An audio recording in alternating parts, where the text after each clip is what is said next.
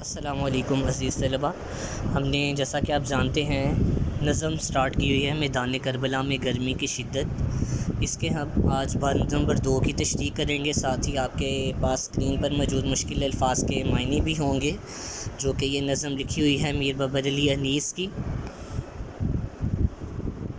بند number 2 ہے، اس میں وہ لو وہ آفتاب کی حدت وہ تاب و تب، کالا تھا رنگ دھوپ سے دن کا مثال شب، خود نہر الکما کے بھی سوکھے ہوئے تھے لب، خیمے جو تھے حبابوں کے تپتے تھے سب کے سب، اڑتی تھی خاک خشک تھا چشمہ حیات کا، کھولا ہوا تھا دھوپ سے پانی فرات کا۔ مشکل الفاظ کے معنی دیکھیں۔ لو گرم ہوا، آفتاب سورج، حدت تپش، تاب و تب چمک دمک، مثال شب رات کی مانند، سوکھے خشک، لب ہونٹ، حبابوں پانی کے بلبلے، حیات زندگی، کھولا ہوا ابلا ہوا۔ اس کا مفہوم ہے، پہلی لائن کا، میدان کربلا میں تیز گرم ہوا اور سورج کی چمک دمک کے باعث پیدا ہونے والی تپش سے یوں محسوس ہو رہا تھا کہ جیسے دن کا رنگ جل کر رات کی مانند سیاہ ہو گیا ہے۔ نہر الکما کے لب کنارے خشک ہو چکے تھے، گرمی کی شدت میں خیمے پانی کے بلبلے کی مانند محسوس ہو رہے تھے، ہر طرف مٹی اڑ رہی تھی اور زندگی کے آثار ختم ہوتے جا رہے تھے، دھوپ کی وجہ سے دریائے فرات کا پانی کھول رہا تھا۔ اب جن پہ یہ ریڈ کلر کی لائن لگی ہوئی ہے، یہ بیٹا اہم نکات ہیں، ان نکات کو دیکھتے ہوئے میں تشریح تھوڑی سی آپ کو واضح کر دیتا ہوں آپ کی آسانی کے لیے۔ پہلا نکتہ ہے ہمارے پاس، دن کا رنگ جھل کر رات کی مانند سیاہ ہو گیا۔ بیٹا یہاں پر میدان کربلا میں گرمی کی شدت کو شاعر بڑی مبالغہ آرائی سے بیان کرتے ہوئے بتا رہا ہے کہ وہاں تپش اتنی تیز تھی اور گرمی کی شدت اس قدر تیز تھی کہ ہمیں ایسا لگ رہا تھا کہ جیسے دن بھی رات کی طرح ہو گیا ہو۔ جب سورج کی تپش زیادہ تیز ہو جائے تو اس میں ایک ایسے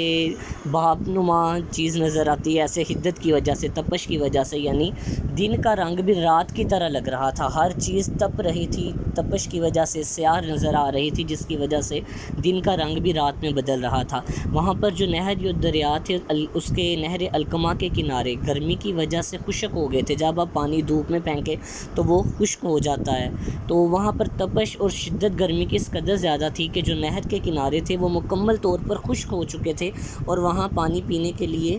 میسر نہیں تھا کناروں کے اوپر بھی، اور گرمی کی شدت میں جو خیمے تھے پانی کے وہ بلبلے کی مانند محسوس ہو رہے تھے، یعنی وہاں پر جو خیمے تھے وہ پانی کے بلبلوں کی مانند، پانی کی طرح، یعنی کہ ایک جب پانی کے اوپر بلبلا بنتا ہے تو وہ جلد ہی آن کی آن ختم ہو جائے، لیکن یہاں پہ ختم ہونے کی بات نہیں، خیمے کو تشبیہ دی جا رہی ہے کہ ایک بلبلے کی مانند، پانی کا جیسے بلبلا ہو وہ تپش کی وجہ سے اس طرح کھولتا ہوا اور ابلتا ہوا نظر آ رہا تھا، ہر طرف مٹی اڑ رہی تھی اور زندگی کے آثار ختم ہوتے جا رہے تھے۔ مٹی اڑ رہی تھی یعنی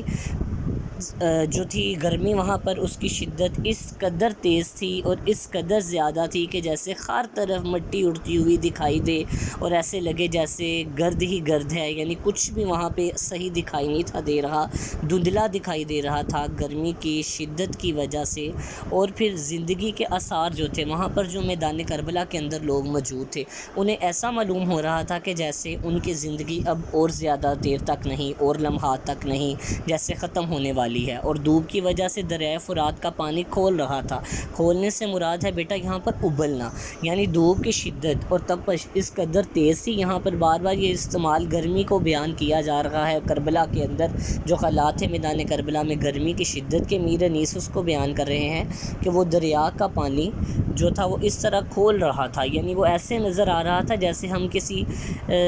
برتن میں پانی رکھے اور اس کو تیز آنچ پر رکھ دیں، تو وہ پانی جب ابلتا ہے بہت زیادہ ہیٹ میں آ کر ابلتا ہے تو اس کے ببل بن کر اوپر کی طرف آتے ہیں، تو اس طرح دریا کا جو پانی تھا وہ ایسے معلوم ہو رہا تھا کہ جیسے اس قدر گرم ہے اور ابلتا ہوا نظر آ رہا تھا، یعنی کہ وہ دریائے فرات کا پانی کھول رہا تھا۔ کھولنے سے مراد یہاں پر ابلنا لیا گیا ہے، اور وہ پانی گرمی کی شدت کی وجہ سے ابلتا ہوا نظر آ رہا تھا۔ شکریہ اسٹوڈنٹ۔